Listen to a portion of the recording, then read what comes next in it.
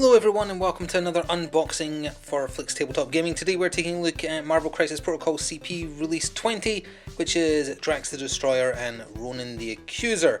It was meant to be part of the June releases alongside Ebony Maw and Black Dwarf. I believe they have released in America, whereas this has been delayed, and in Europe/UK this is released, but Ebony Maw and Black Dwarf have been delayed until July. Who knows when Thanos is coming out at this point, but hey, they're here, so we're going to do an unboxing, render supreme judgment on their assembly instructions as always, and maybe take a little look at what's else in the box.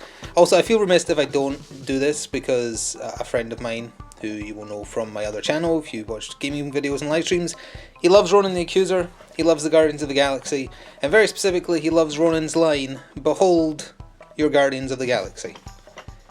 That is for you, EVP.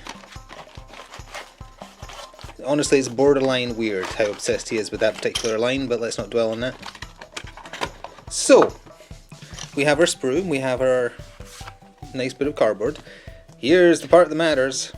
Let's see here. One page for both. Oh, yeah, that's promising. Okay. Drax, no complaints. Ronin. How can this be? I have no complaints. These are well put together. There is, well, putting half of Ronin's hammer on, whatever. It's not finicky though, it's not Loki's horns, it's not Nebula or Gamora or anything else that's been just utterly, or even going back to the core box, Captain Marvel's arms, or forearms. Yeah, this is, more of this please. Plenty of assembly to do, just nothing pointless. Well, again, half a hammer aside. Those look both perfectly fine to assemble. Top marks. Amazing. Let's have a look at the sprue again. Never have any reason to doubt the quality of Atomic Mass Games' sprue.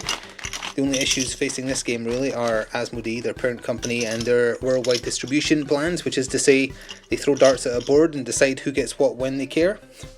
So yeah, Ronin's on a larger base. That's like the Hela size base or Ultron, etc. And then the same for small bases. Again, I wish the space themed characters came with space themed bases, especially because they're bringing out a space themed terrain set at some point. But no, you just get the usual ones. So this is Drax. I'll try and make sure I'm at least moving him a little bit, because otherwise he's obviously 100% invisible. Nothing too fancy. A very similar pose again to, well, I mean, him standing there with his knife shouting is very iconic, but yeah, it's very similar to the old Night Models Marvel Universe pose as well. And again, yeah, it's such simple sprue. It's such a relief to see, or just nice to see, such simple sprue. Just neat and tidy, it's all there, you can basically tell at a glance what to do with it. I presume that's his hood there, that's a little bit small, and not entirely hoodless. Oh wait, no, there's his hood there. What bit is that? That's not his hammer. Oh, okay, there is one tedious, unnecessary part. Right there, that's what that is. I apologise for the lighting, incidentally. It's his shoulder pad. No reason at all that you need to do that, but hey, it's not that small. So, let's take a look at the cards. I can obviously see at a glance that Ronin gets some unique icons. Oh, and Drax gets one too. These were shown off so long ago at this point, I genuinely don't remember how they operate. So, 3 Ronan the Accuser, I guess these must be like accusation tokens or something, and then a Drax Getting Mad token.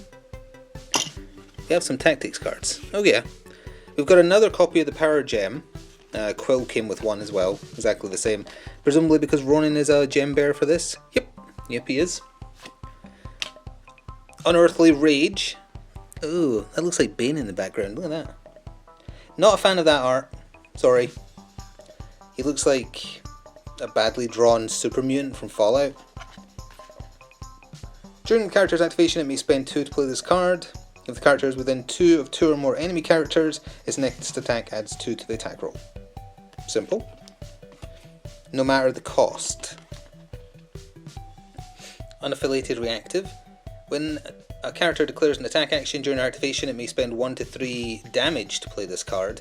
Reduce the power cost of the net. Oh, okay, so you take damage to do power for cheaper. Very similar to the Black Order's affiliation bonus if Thanos is on his wounded side. Okay. So we'll start with Drax. See if I can get this in view for you.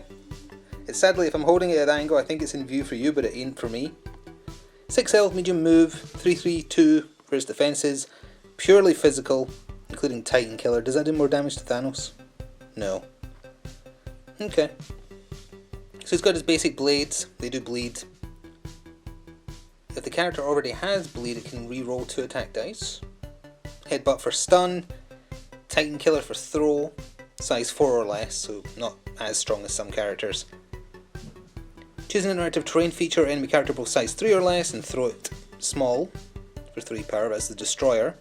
Driven by Vengeance. When he's damaged by an energy attack, enemy's attack rather, place a Vengeance token on or move an existing Vengeance token to the character that hurt him, and then you can attack it and you get 3 additional attack dice. Ooh, that's not bad. There's only 1 in play though, and you have to shift it around if you want to. I can take it when this character would suffer damage, it reduces the amount suffered by 1 to a minimum of 1. A lot of characters coming out have that, like versions of the Invincible Iron Man. On his wounded side, basically the same, I think. Yep. Yeah, I think so. He's only 3 power, or 3 threat, sorry. Wrong game. That seems pretty cheap for like a 12 HP character. I guess his defense rolls aren't great. He seems like a bargain at 3 though. So then we have Ronin. I remember even less about him. Also 6 HP, medium move, 3/4/4, 4 threat. Basic attack is just the strike. Tons of characters have strike. Universal Weapon and Kree Justice are his 2 energy attacks. One does push and does shock. The other one does stagger and stun, and also explodes if you get a wild. Now how does this work? Let's see. Sorry, I have to move this slightly so I can see it as well. Judgment for 2. When this character or an allied character within 3 of this character is damaged by an enemy, when the effect is resolved, you may use the superpower.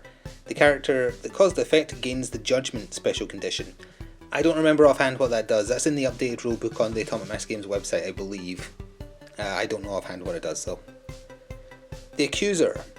If an enemy character would cause this character to be dazed or KO'd after the effect is resolved, you may use this superpower. The character immediately advances small and may make 1 attack at the enemy character because of the effect. This character is then dazed or KO'd. Alright, so you get a free attack against an enemy that's about to down you, but you still do get downed.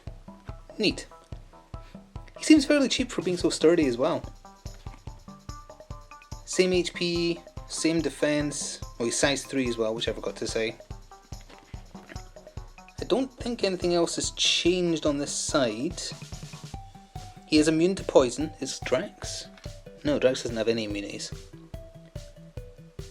So, I guess that's the... I don't know if I would class it as a downside, but both these characters are essentially the same whether they're flipped or not. They both have 12 HP. One's got the Judgment mechanic, one's got the Vengeance mechanic. I'm sorry that offhand I don't know what Judgment does. Obviously, again, it's available for free in the PDF on Atomic Mass Games website. Drax seems like a bargain to me. Definitely fills a hole in Guardian's setup. He's just... he wants to get in there and smack stuff, essentially. That would let Nebula or Gamora kind of pick and choose their targets. Ronin, I'm not sure. I'm not too sure. Kree Justice is an 8 energy. Universal Weapon is a 5. And he can have the Power Gem. I know Quill can take the Power Gem. I don't think Quill needs the Power Gem. Ronin, I feel, can do more with it than Quill can. If he can unleash like a bunch of Kree Justices. Yeah. I feel like there's more potential there for him to benefit from the Infinity Stone than Quill would. You can't have 2 in play, as far as I'm aware, of the same stone, because that wouldn't make any sense. So anyway, that is what you get in CP20, Drax and Ronan the Accuser. Hopefully, down the line, we'll actually get to take a look at Ebony Maw and Black Dwarf. I know they've already been out in America, but what can you do? And yeah, we'll see these on the painting table, or at least in a match sometime soon. The good thing about this is, other than Helena, which will be down the line, she's Asgardian and Guardians of the Galaxy. That's all the Guardians now, but unlike the poor Wakandan affiliation, you've got choice. Like, even if you're playing a 20 threat mission, you can't include everybody. You'd have to be missing at least one person, probably two.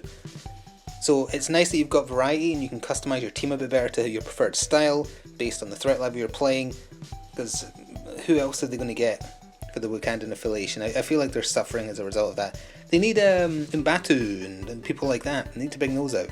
But either way, that's neither here nor there. Thank you for watching this unboxing. Hope it helped you make a decision whether or not you're purchasing them. You'll see them on the table in the future. Thanks for watching. Ta-ta for now.